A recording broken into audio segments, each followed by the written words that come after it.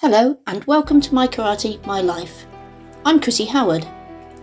This podcast is a space for stories, lessons and reflections from a lifetime of karate.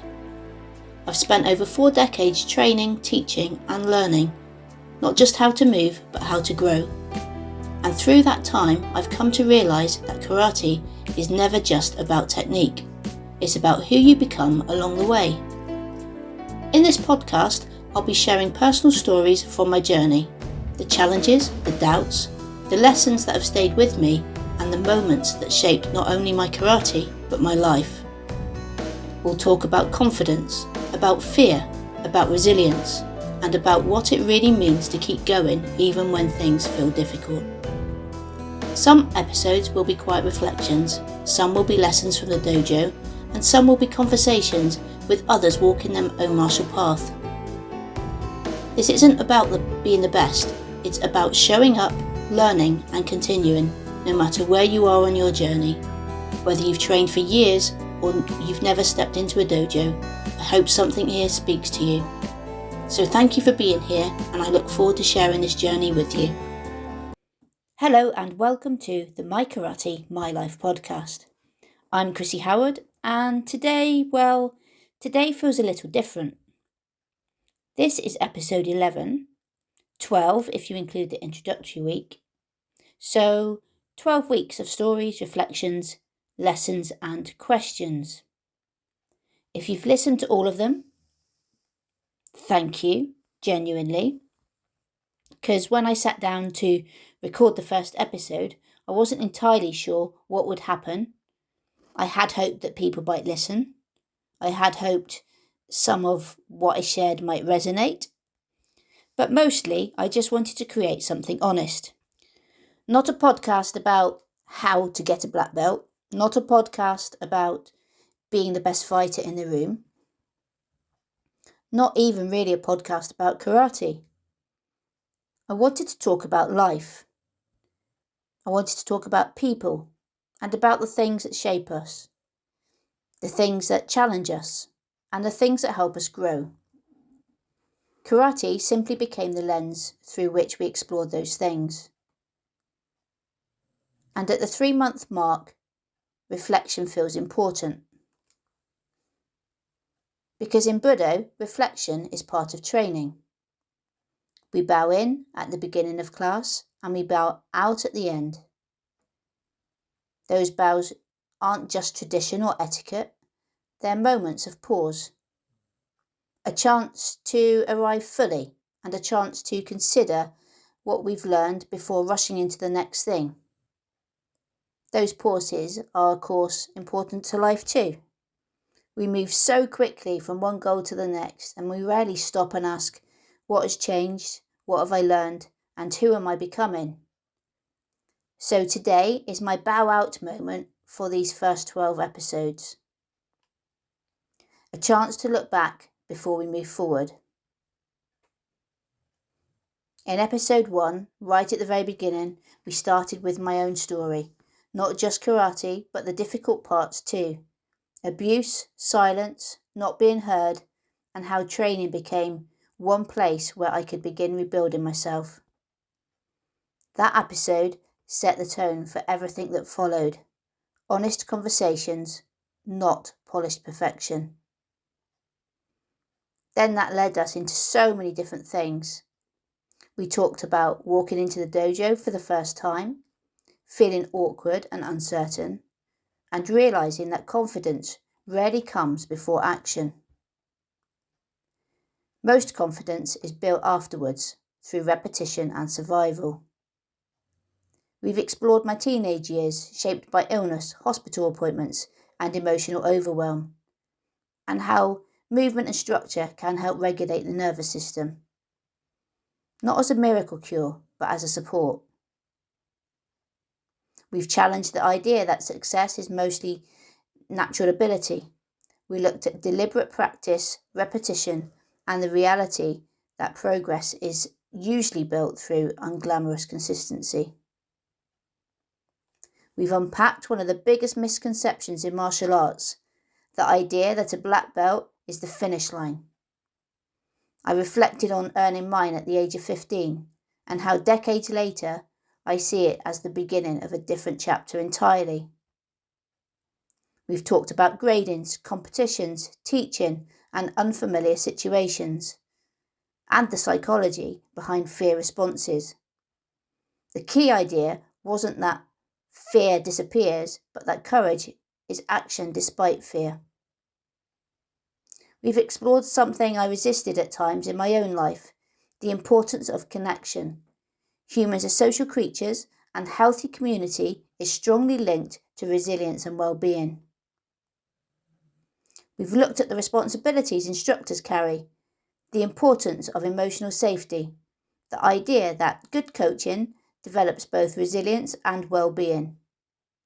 Technique, of course, matters, but so does the environment we create. The safeguarding episode was especially important to me. We discussed behaviour as communication, the need to listen carefully, and why safeguarding is not separate from coaching, it's part of good coaching.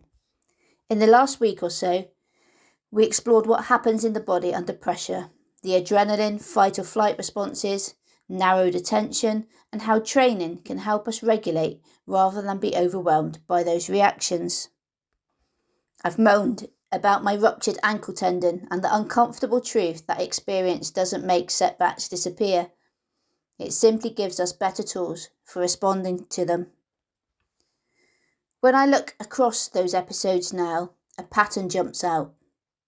Different topics, different stories, different ages and stages of life, but the same underlying theme shows up. And that, of course, is showing up. That phrase keeps returning because it's one of the defining patterns of my life. Karate hasn't made life easy. Karate has not prevented trauma. It hasn't removed anxiety. And it didn't stop injury. What it gave me was a place to keep showing up, a structure, a practice, a community, a way of moving forward when life felt messy. The science behind this is interesting. What modern psychology talks a lot about is behavioural activation. The idea that taking action, even small action, can improve mood, motivation and resilience. We often wait to feel better before we act. But the research suggests that action often comes first. I think martial artists understand this instinctively. You don't always feel motivated before class. You go to class and the motivation often follows. Training changes your state. It regulates your breathing. It focuses your attention. It gives the nervous system something structured to do. That doesn't solve everything, but it helps. As I've been thinking about this episode, I found myself asking another question. After 43 years of training, what has karate actually taught me? It's a bigger question than it sounds, and if I'm honest, I don't think I've fully answered it yet. Some days I think karate has taught me discipline. Some days resilience. Some days patience. Although anyone who has seen me dealing with my ankle injury recently might question whether I've completely mastered that at all. Some days I think it's taught me courage. Other days humility. And perhaps the truth is that it's taught me all of those things at different times in different ways. But if I had to choose one lesson that sits underneath all of the others, I think it might be this. Keep showing up. Not perfectly, not fearlessly, just keep showing up. Even when you don't feel that you can, please just keep showing up. Because that's what I've done for most of my life. And when I look back now, that's where the real growth happened. Not on grading days, not when I won competitions, not when I achieved a new rank.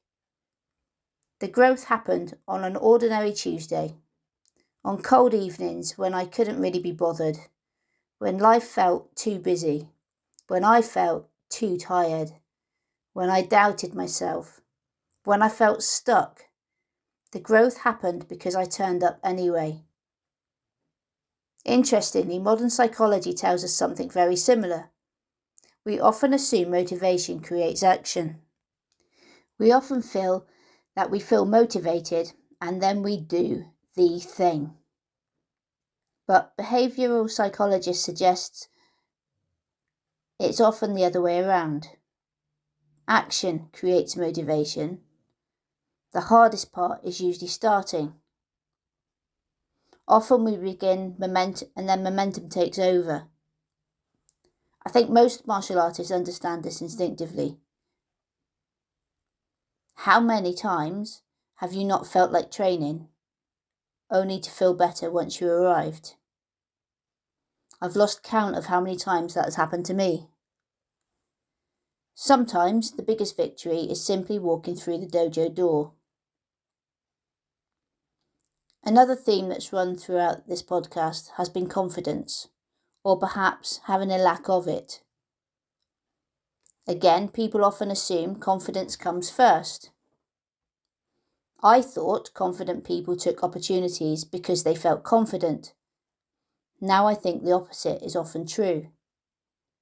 People become confident because they repeatedly do things that scare them.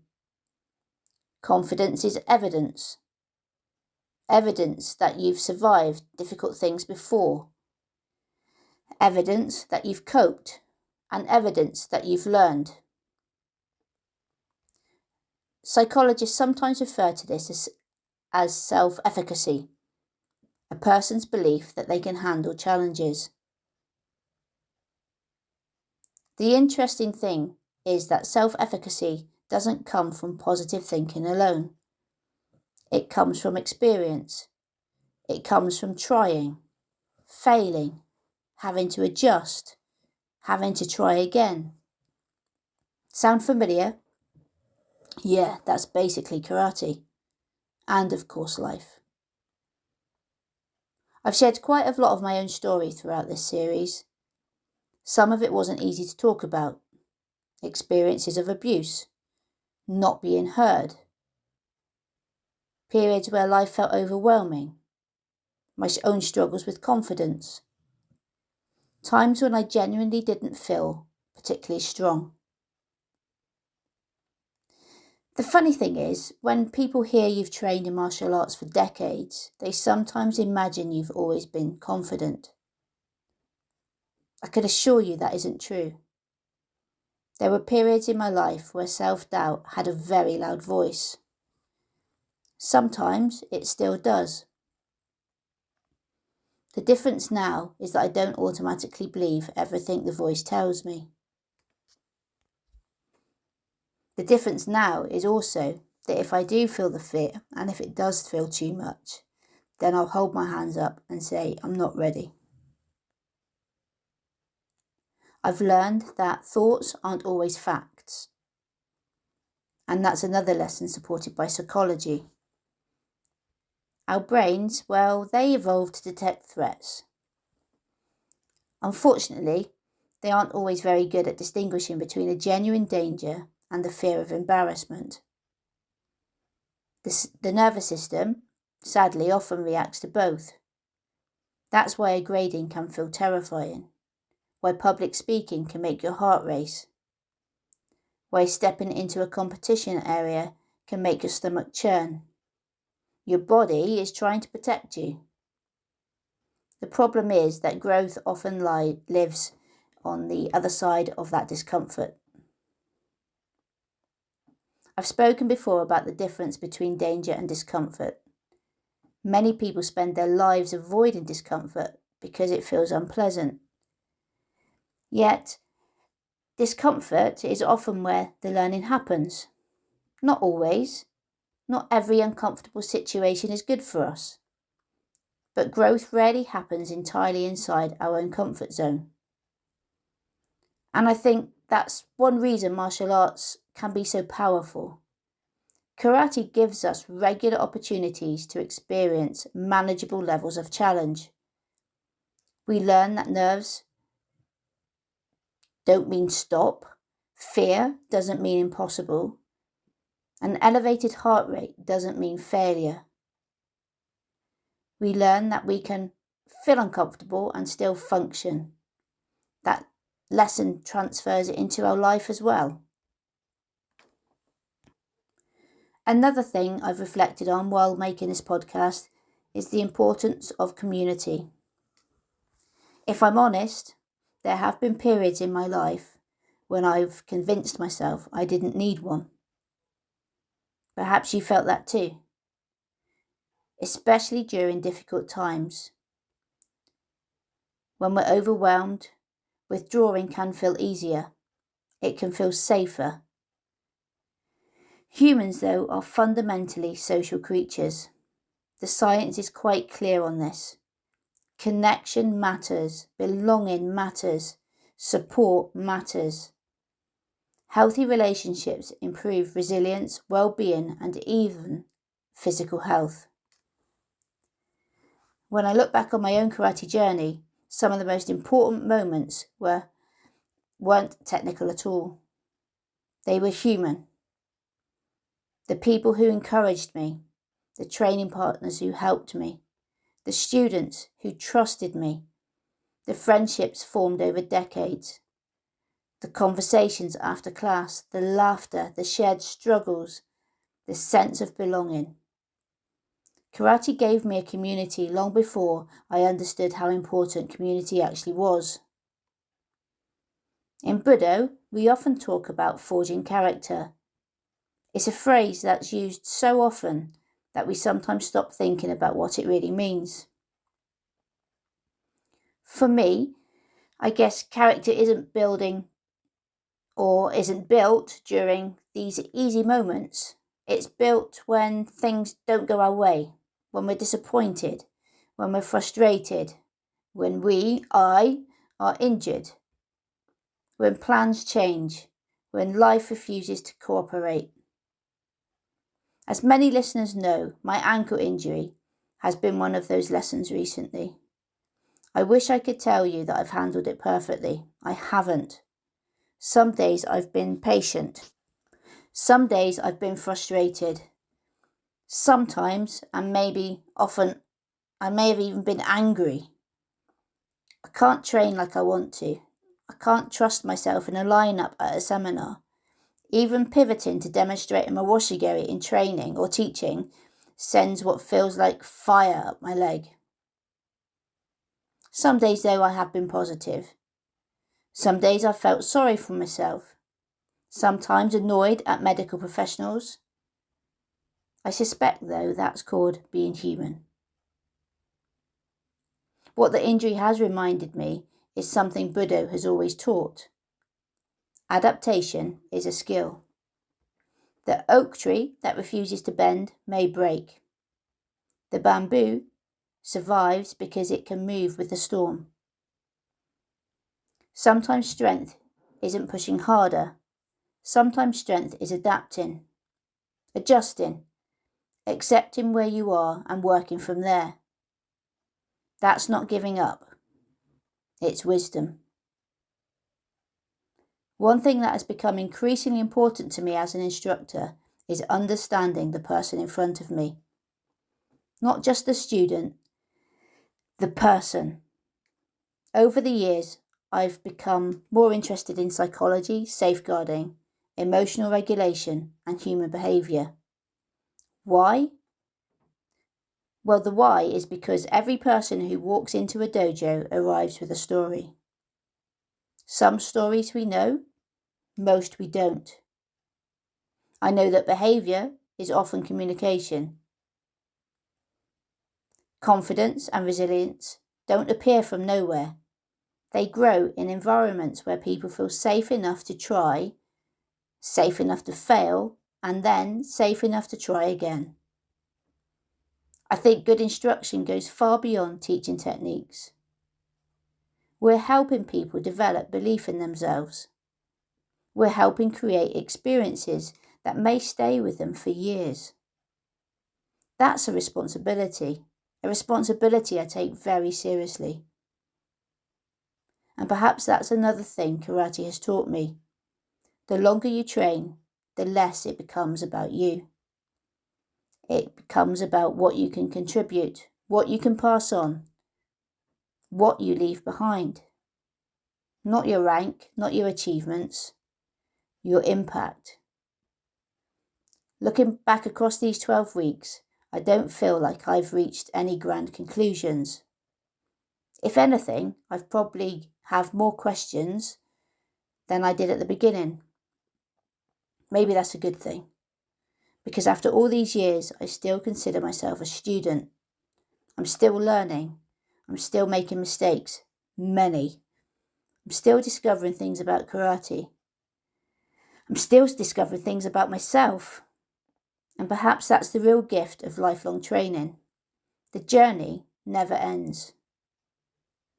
Not because we're chasing perfection, but because we're continuing to evolve.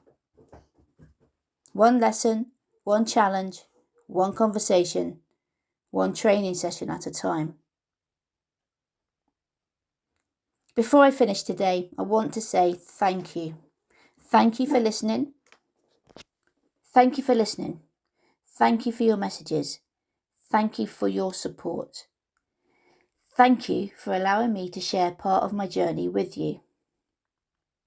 It means more than you will ever realise. And there's one thing I'd like to leave you with, and it's this. You don't need to be fearless. You don't need to be perfect. You don't need all of the answers. I certainly don't have any of the answers. Well, maybe some, but definitely not all of them. What matters is that you keep showing up. You keep showing up for your training, for your family, for your friends, for your goals. You keep showing up for you. Some days you'll feel strong. Some days you won't. Some days you'll move forward in great leaps, and then some days progress will feel almost invisible. Both are part of the journey. In the end, the black belt isn't really the point. The trophies aren't really the point. The certificates, they aren't really the point either. The point is who we become along the way. And if karate has taught me anything, it's that tomorrow is another opportunity. Another chance to learn. Another chance to improve. Another chance to show up and try again. And sometimes that's more than enough. Until next time, keep training, keep learning, keep growing, but most importantly, keep showing up.